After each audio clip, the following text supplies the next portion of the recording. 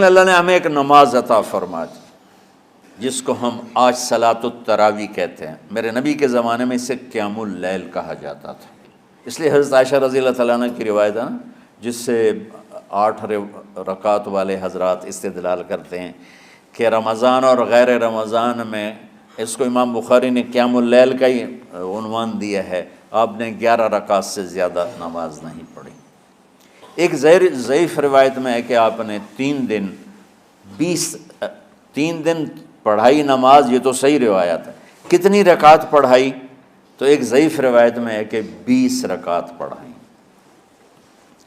اچھا، ضعیف روایت سے عبادت ثابت نہیں ہو سکتی حکم شرعی، تو جب حضرت عمر رضی اللہ تعالیٰ عنہ نے سب کو، اب میرے نبی کے دور میں 3 دن کے بعد آپ تو آئے نہیں کہ کہیں فرض نہ ہو جائے، تو صحابہ اپنے طور پر قرآن سنتے تھے ٹولیوں میں۔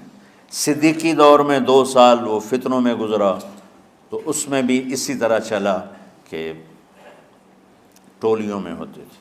حضرت عمر رضی اللہ عنہ کے زمانے میں حکومت مضبوط ہو گئی، طاقتور ہو گئے، تو ابتدائی سالوں میں نہیں، چند سالوں کے بعد اب مسجد میں تشریف لائے تو لوگ اس طرح کوئی 4 ادھر 4 ادھر 5 ادھر 10 ادھر 20 ادھر، تو کہنے لگے ان کو ایک امام پہ جمع کر دیا جائے تو کتنا اچھا ہوگا۔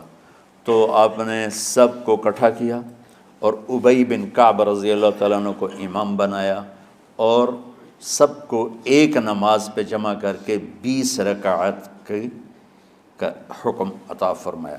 تو حضرت عمر کا یہ عمل اس حدیث کو مضبوط کر دیتا ہے کہ چونکہ میرے نبی نے کہا علیکم بسنتی و سنت الخلفاء الراشدین من بعدی، کہ میری اور میرے خلفاء راشدین کی سنت پر مضبوطی سے عمل کرنا۔ تو حضرت عمر کا جو 20 رکعت طے کرنا ہے، اگر ان کا اپنا اجتہاد ہے تو بھی ہمارے لیے عمل کے لیے کافی ہے، اور اگر ان کو یہ یاد ہے کہ میرے نبی نے 20 پڑھی تھیں تو اور زیادہ اچھی بات ہے۔ لیکن بہرحال جو 8 پڑھتا ہے ہمارا اس پہ بھی کوئی اعتراض نہیں، چونکہ وہ بھی حدیث کے ساتھ بات کرتا ہے، اور باقی پوری امت 20 پڑھتی ہے، ان پر بھی اعتراض نہیں۔ میں ایک جگہ سے گزر رہا تھا، نماز کا وقت ہو گیا، اہل حدیث کی مسجد تھی، میں وہاں نماز پڑھنے چلا گیا، تو ایک بہت بڑا اشتہار لکھا ہوا تھا، 20 تراویح ثابت کرنے والے کو 5 لاکھ روپے انعام، کہ 20 تراویح، سینکڑوں سال سے امت کا عمل 20 تراویح آ رہا ہے۔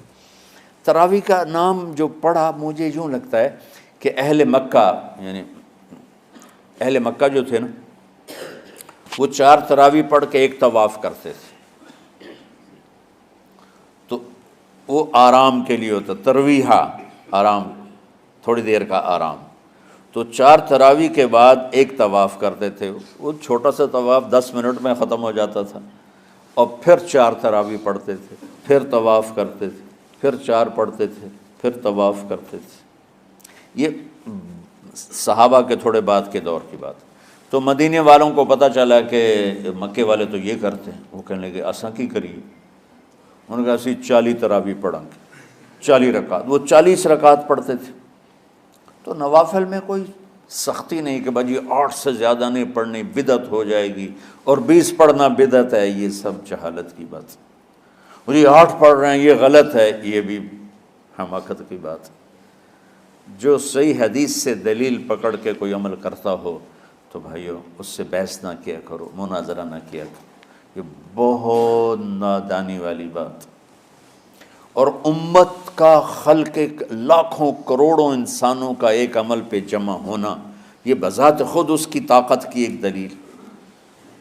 اور حرمین جب سے میرے رب نے حضرت عمر نے 20 رکعت شروع کی، آج تک وہاں بھی ساری مساجد میں 8 رکعت تراویح ہوتی ہے، لیکن حرمین کی مسجد میں 20 رکعت، ادھر بھی ادھر بھی۔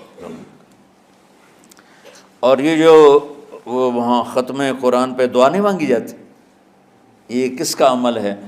حضرت عثمان کا۔